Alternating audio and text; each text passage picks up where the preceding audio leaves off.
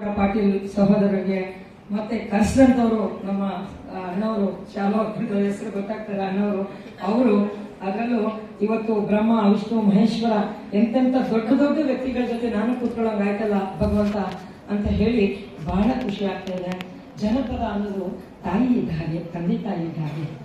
ಮನುಷ್ಯನಿಗೆ ಎರಡು ಕಣ್ಣು ಎಷ್ಟು ಮುಖ್ಯನೋ, ಮನೆಗೆ ಒಲೆ, ಮೈಯಿಗೆ ತಲೆ, ನಾಡಿಗೆ ಜನಪದ ಕಲೆ. ನೋಡಿ, ಕಲೆ ಇಲ್ಲ ಅಂದ್ರೆ ಏನು ವರ್ಕ್ ನಡೆಯಲ್ಲ, ಒಲೆ ಇಲ್ಲ ಅಂದ್ರೆ ಊಟ ಇಲ್ಲ. ಇಂಥ ಜನಪದ ಕಲೆ ಇಲ್ಲ ಅಂದ್ರೆ ಯಾರಿಗೂ ಮನೋರಂಜನೆ, ಎಂಟರ್ಟೈನ್ಮೆಂಟ್ ಏನೂ ಸಿಗೋದೇ ಇಲ್ಲ ಜನಪದ ಕಲೆ. ಅದಕ್ಕೊಂದು ಉದಾಹರಣೆ, ಜನಪದ ಗೀತೆ ನಾನು ನಿಮಗೆ ಹಾಡಿ ಹೇಳ್ತೀನಿ. ನಮ್ಮ ಕಾಲದಲ್ಲಿ ಜನಪದ ಗೀತೆ ತಾಯಿಯಂದ್ರ ಹೇಳಿದ್ರು. ಈಗಿನ ಕಾಲದ ಮಕ್ಕಳು ಮೊಬೈಲ್ ಬಂದಾಗಿಂದ ಆ ಮೊಬೈಲ್ ಹಾವಳಿಯಿಂದ ಏನೆಲ್ಲ ಆಗ್ತಾ ಇದೆ ಸಮಾಜ ನೋಡಿ. ನನ್ನ ಸೊಸೆನೇ ಮನೆಯಲ್ಲಿ ತಾಳಿ ಹಾಕಲ್ಲ, ಕಾಲಂದ್ರ ಹಾಕಲ್ಲ, ಏನು ಯಾಕಮ್ಮ, ಅಯ್ಯೋ ಪ್ಯಾಸನತ್ತೀವಿ, ನಾನು ಡ್ಯೂಟಿಗೆ ಹೋಗ್ಬೇಕಾದ್ರೆ ಅದೆಲ್ಲ ಹಾಕೋದೇ ಇಲ್ಲ ಅಂತ. ನಿನ್ ಗಂಡನ ಬಿಟ್ಬಿಟ್ಟು ಬೇಡ ಏನು ಹೊಂಟಾಗಮ್ಮ ಮನೆಯಿಂದ. ನಮ್ಮ ಸಂಸ್ಕೃತಿ ಏನಿದೆ ಅಂದ್ರೆ, ನಮ್ಮ ಚೆನ್ನಮ್ಮ ಹುಟ್ಟಿದ ನಾಡಿನಲ್ಲಿರೋ ಪ್ರತಿಯೊಬ್ಬ ಹೆಣ್ಣುಮಕ್ಕಳ ಸಂಸ್ಕೃತಿ ಏನಂದ್ರೆ ಕೈ ತುಂಬ ಬಳೆ, ವಿಭೂತಿ, ಅಣಿಗೆ ಕುಂಕುಮ. ಕುಂಕುಮ ಯಾಕೆ ಹಚ್ಚುತ್ತಾರೆ? ಇನ್ನೊಬ್ರು ಗಂಡು ಮಕ್ಕಳ ಕಣ್ಣಿಗೆ ಅದು ದೇವಿ ಸ್ವರೂಪ. ಇದನ್ನ ಮಾಡೋದು, ಈ ಟಿಕ್ಲಿ ಮಾಡೋದು ಯಾವ್ದ್ರಿಂದ ಗೊತ್ತಾ? ಈ ಚಪ್ಪಲಿ ಮಾಡುವಾಗ ವೇಸ್ಟ್ ಬಂದು ಬಿಸಾಕ್ತಾರೆ ನೋಡಿ, ಆ ಬಿಸಾಕೋದ್ರಲ್ಲಿ ಈ ಟಿಕ್ಲಿ ಮಾಡೋದಂತೆ. ಅದಕ್ಕೆ ಅದನ್ನ ಹಚ್ಚಬಾರ್ದು. ಅದು ಹಚ್ಚಿದ್ರು ಸಹಿತ ಒಂದು ಚೂರು ಕುಂಕುಮ ಹೆಣ್ಮಕ್ಳು ಇಲ್ಲಿ ಹಚ್ಬೇಕಂತ, ಅದು ಸಂಸ್ಕೃತಿ ಅಂತೆ. ಆ ತರ ಸಮಾಜ ಬಂದಿದೆ.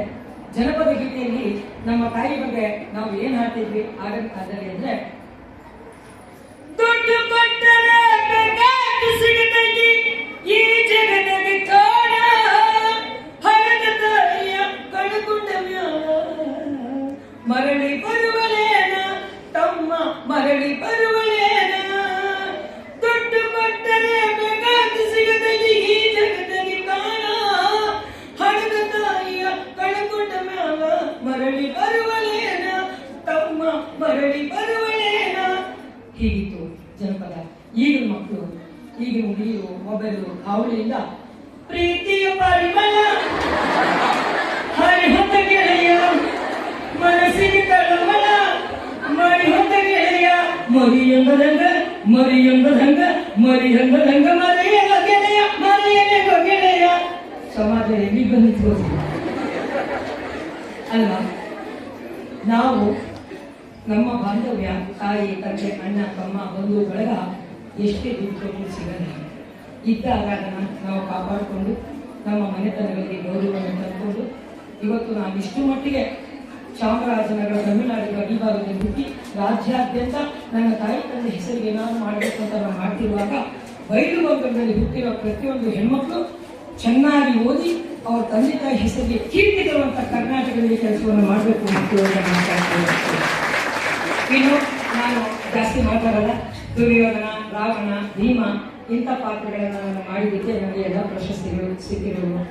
ನಾನು ಹೆಣ್ಮಕ್ಕಳನ್ನ ಕೇಳಿಕೊಳ್ಳೋದಿಷ್ಟೇ, ನಿಮ್ಮ ಶಾಲೆಗೆ ಕೀರ್ತಿ ತಗೊಂಬನ್ನಿ, ನಿಮ್ಮ ಜನ್ಮ ಕೊಟ್ಟ ತಂದೆ ತಾಯಿಗೆ ಕೀರ್ತಿ ತಗೊಂಬನ್ನಿ, ಅಷ್ಟು ನಾನು ಹೇಳಬಲ್ಲೆ.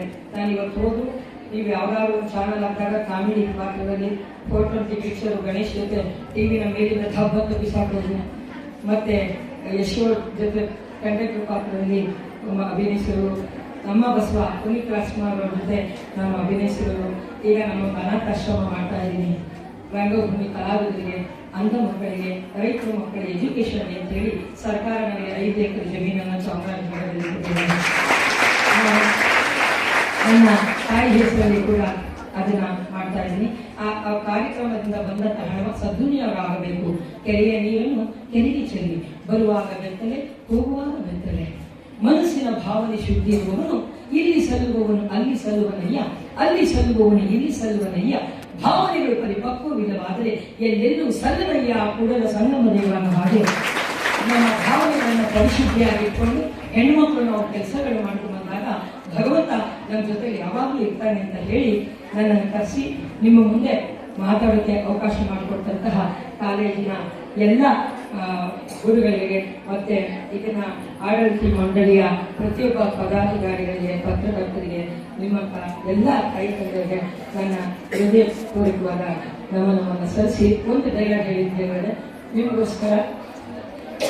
ದುರ್ಯೋಧನ ಒಳ್ಳೆಯವನೇ ಇರ್ತಾನೆ, ಧರ್ಮರಾಯನು ಒಳ್ಳೆಯವನೇ ಇರ್ತಾನೆ. ದುಶ್ಮನ್ ಕಹಾ ಹೈ ಅಂದ್ರೆ ಬಗಲ್ ಮೇಲೆ, ಅಭಿ ಬಗಲ್ ಮೇಲೆ ಭೂ ತುಂಬ ಹೇಳ್ತಾರೆ.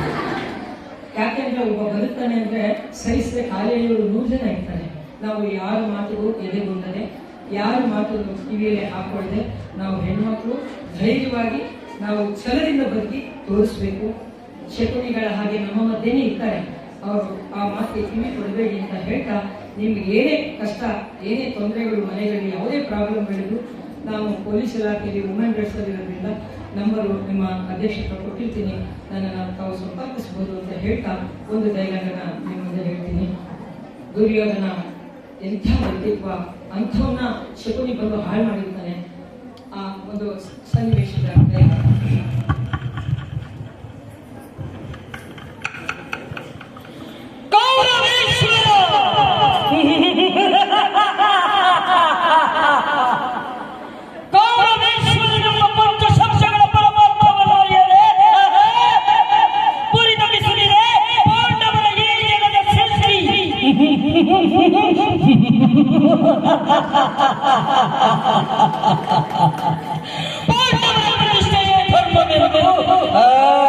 ನ್ಯಾಯವೆಂದು ಶ್ರೇಷ್ಠವೆಂದು ಸಿದ್ಧಾಂತವಾಗಿವೆ ವಿಚಿತ್ರ ಸೃಷ್ಟಿ.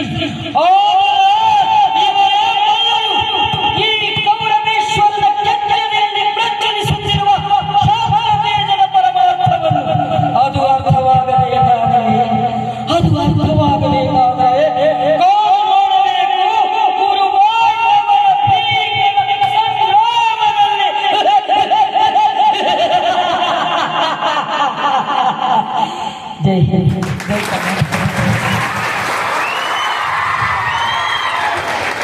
ಹೇಗಾದರೂ ಇರಿ, ಎಂದೆಂದಿಗೂ ನೀವು ಕನ್ನಡದವರಾಗಿ ಕಳಕಳೆಯಾಗಿ ಹೇಳ್ಕೊತಾ 60 ವರ್ಷ ವಯಸ್ಸು, ಶುಗರ್ ಇಲ್ಲ, BP ಇಲ್ಲ, ಇದುವರೆಗೂ ಒಂದು ಹುಡುಗನೂ ಇಲ್ಲ, ಕೊರೋನಾ ಇಂಜೆಕ್ಷನ್ ತಗೊಂಡಿಲ್ಲ, ವಯಸ್ಸಾ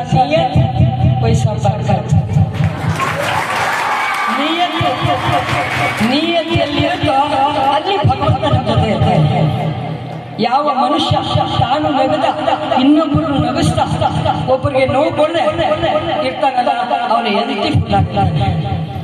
ನಮಗೆ ಒಬ್ಬನ ಜೊತೆ ಅವನಿಗೆ ಕೆಟ್ಟದ್ದು ಬಯಸಕ್ಕೆ ಭಗವಂತನ ನಮಗೆ ಕೊಡಿಸ್ಕೊಡ್ಬೇಡಪ್ಪ, ಅವ್ನು ನಮ್ಗೆ ಕೆಟ್ಟದ್ದು ಮಾಡಿದ್ರು ಹಿಂದ್ಗಡೆ ನಿಂತು ನಾವು ನಮಗೆ ಒಳ್ಳೆದನ್ನೇ ಬಯಸೋಣ ಅಂತ ನಾವು ಹೋದಾಗ ಭಗವಂತ ನಮ್ಮ ಜೊತೆ ಇರ್ತಾನೆ ಅಂತ ಹೇಳ್ತಾ ನನ್ನ ಮಾತನ್ನು ಬಯಸ್ತೇನೆ.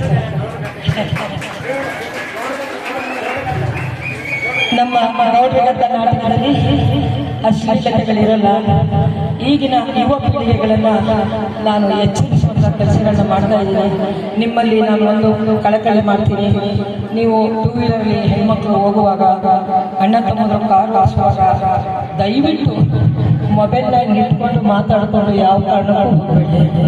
ಕಣ್ಣಿಂದ ನೋಡಿದ್ದೀನಿ 10-15 ಆಕ್ಸಿಡೆಂಟು ನಾನು 3 ದಿವಸದಿಂದ ನೋಡ್ತಾ ಇದ್ದೀನಿ.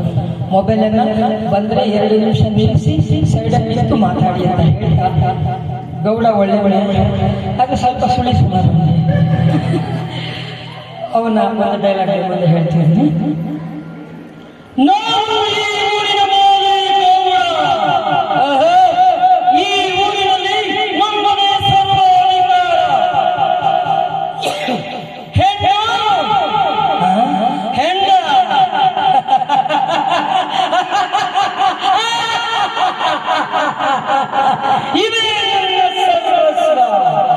ಆದರೂ ನನ್ನ ಕೊಡುವೈರಿ ಆ ಬಸಲಿಂಗನ ಗೌಡ